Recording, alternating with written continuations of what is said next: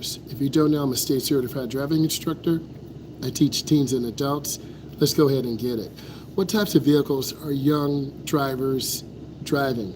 It's usually about 10 years old. There's nothing wrong with these vehicles, but what's wrong with the vehicles is they're smaller, subcompact vehicles. We need to have our sons and daughters, our nieces and nephews, in full-size or upper mid-size vehicles to protect them if in the event of a head-on collision or a broadside collision. Let's look at some of the statistical information.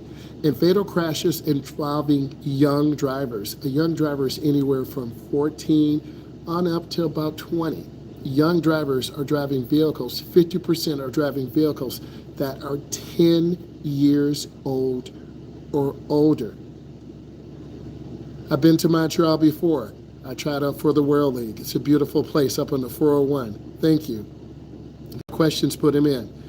So vehicles that are 10 years old, a 2012, a 2015, they don't have all the safety equipment, lane departure, ABS, anti-lock brake system. So we need to think about having our sons and daughters, our nieces and nephews in vehicles that have more modern safety equipment. Unfortunately, less than half of young drivers are driving the types of vehicles recommended to them. This is mid-size or larger passenger cars. Next, teenage vehicle owners. These are teens who happen, I was one of those teens, who happen to own their own car, are more likely to drive more miles. I drove anywhere from 50 to 100 miles a day, just driving around the metro area, going to go see my friends, see my cousins, just driving around. Take more risk. You run more lights. You speed through neighborhoods, and that's dangerous because you have little kids. Little kids see the grill of the car as a monster, and they stop and pause, and then they continue on their way. So you as a young or beginning driver, slow down in those neighborhoods. There are little kids out. You take more risk. You run more lights. You say to yourself, I can beat that truck if I turn really fast. I can cut over 2 lanes and get to my exit. That is the most dangerous thing you can do. You receive more traffic violations, and you will be involved, you will be involved in more crashes as you take more risk. So we need to have more coaching, more teaching in place from the first level, level 1, to the second level, level 2. There needs to be more accountability on the teen driver, more accountability on the parents. Many driver's education schools and state driving institutions have parent apps that you can monitor speed. They have different apps called Road Ready, where you can document how many miles your son or daughter has driven. So that could be an opportunity. And if teens don't own their own vehicle, they're more likely to take care of it. Here's some things I need you to think about. If you're driving an older vehicle, how can you ensure the vehicle is safe? You want to look at the safety record of the vehicle. You want to do some research. You want to look at the road readiness of the vehicle, the crash rating, RATING. All vehicles have a crash rating. You want to do research. So parents, young parents, brothers, sisters, uncles, aunts, have your niece or nephew do research on the vehicle. Hey, this is a 2010 truck. Let's look at some of the research. Let's look it up together.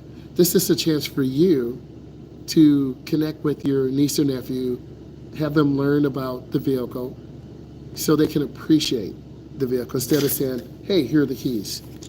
When our sons and daughters are driving in a vehicle, their lives are in this piece of metal. And we want our sons and daughters, nieces and nephews, to arrive alive. But unfortunately, they're going to be speeding.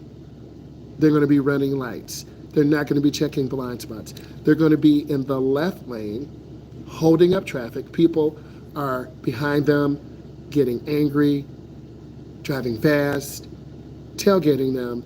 And as a young driver, you don't know people are mad. You're just trying to drive the speed limit. You might be 5 under. If it's 70, you're at 65. If it's 75, maybe you're at 65. You need to get over one lane to the middle. Don't drive slow in the passing lane. You will make people angry and very mad because you're holding up the flow of the traffic. So we need to teach our sons and daughters that defensive driving mindset, S-E-T. Get in the middle lane. If you're lane to the right, cars are going to be cutting you off, O-F-F. They're either going to go over the top, like my hand is, that's the truck, or they're going to go behind you. So what does this mean? You've got to check your mirrors. You have to check your mirrors. You got to check your, this is my left side, you got to check your left mirror, look over your shoulder and check. You got to check your right mirror to see. When you learn how to drive, there's so many things. Next, the National Institute of Highway Safety and the National Highway Transportation Safety Administration rate vehicles. Have your sons and daughters, have your nieces and nephews go to that website. Have them look up, what are the advantages of the Impala?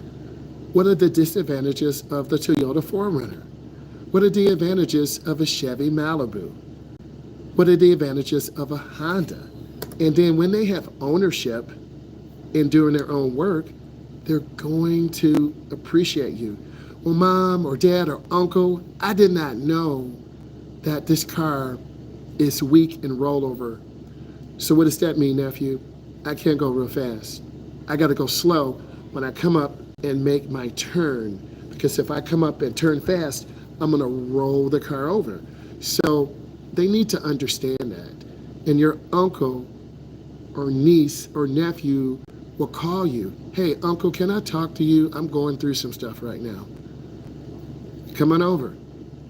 We got to learn to be non-judgmental and listen to our young drivers. They have a lot of questions. They have a lot of concerns.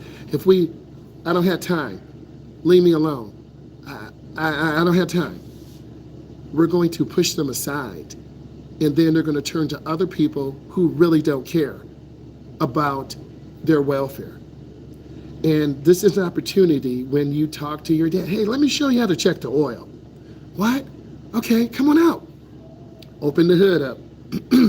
Here's where the dipstick is. We're going to pull this out. We're going to look at the oil level. That's a chance to build a relationship. You'd be surprised how many teens and adults don't know how to put gasoline in a car. You're saying, what? It's true. They don't know how to put gasoline in a car. So we have to teach them this. We have to show them this. In fatal car crashes involving young drivers, 16% of the vehicles are 15 years or older. Everyone's got a different budget. You might not be able to afford a 2015, a 2017, a 2018. Be thankful, but you need to be talking to your sons and daughters on how to do well. If this brought you value, subscribe, follow. I will talk to you later. Bye.